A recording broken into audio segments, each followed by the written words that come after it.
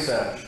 And probably the first is no surprise. I think this is probably one of the most obvious quotes from Sun Tzu, know your enemy. But like all these quotes, when you look at them first off, for me, you can trivialise them and think they're very superficial, and you leap to a conclusion about something.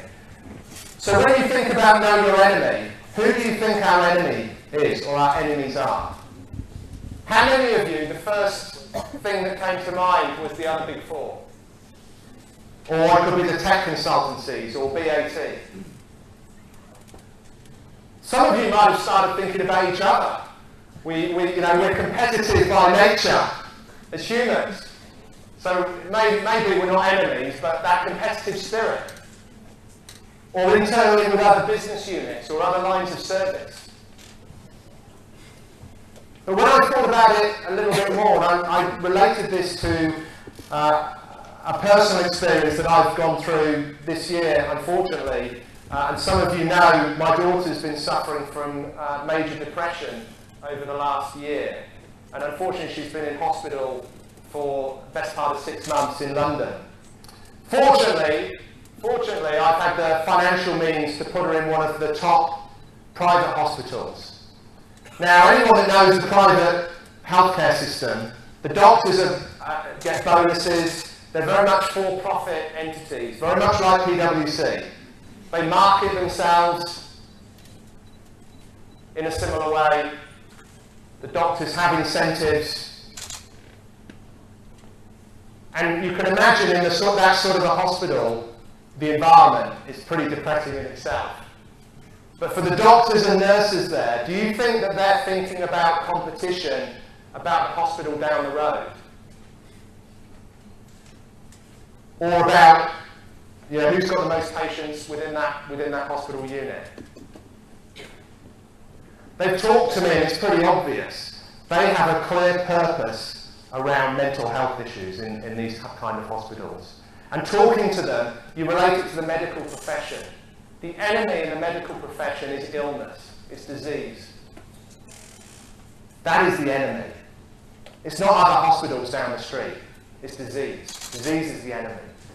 So how would you put that in the context of what we do every day? Distrust. Distrust is our enemy. I want us to think in a different way about what we're fighting, what this war is that we're fighting when we think about the art of war.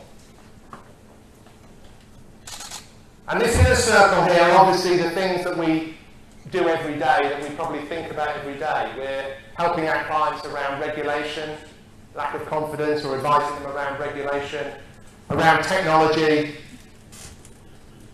the capital markets. They're the obvious things in the front of us.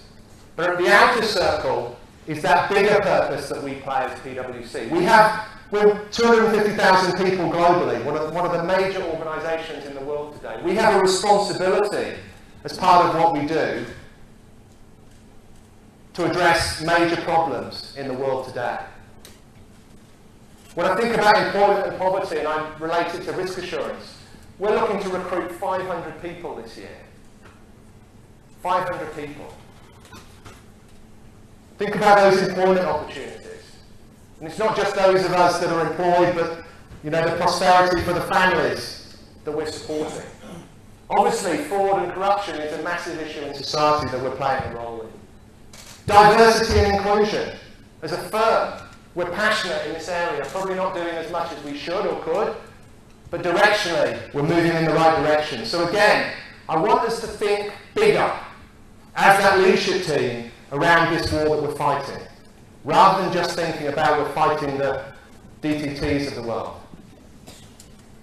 And in that new world that we're talking about, actually society is an ecosystem of interconnected stakeholders. And in that world, you can think about the big four and our traditional competitors as our allies. Because at its essence, at its core, society is about people. The GRP on HSBC was telling me recently about Nick, I think the incoming CEO. His mantra to the whole organisation is about being human. And he expects that not just from his own people, but from his consultants as well. Be human. And that's a really simple way for me of what we're talking about. The essence of humankind, or one of the foundations and pillars, is at the bottom here around trust. So again, I want us to think, when we talk about know your enemy, contextualise it in a much broader way than just what's in front of our face and traditional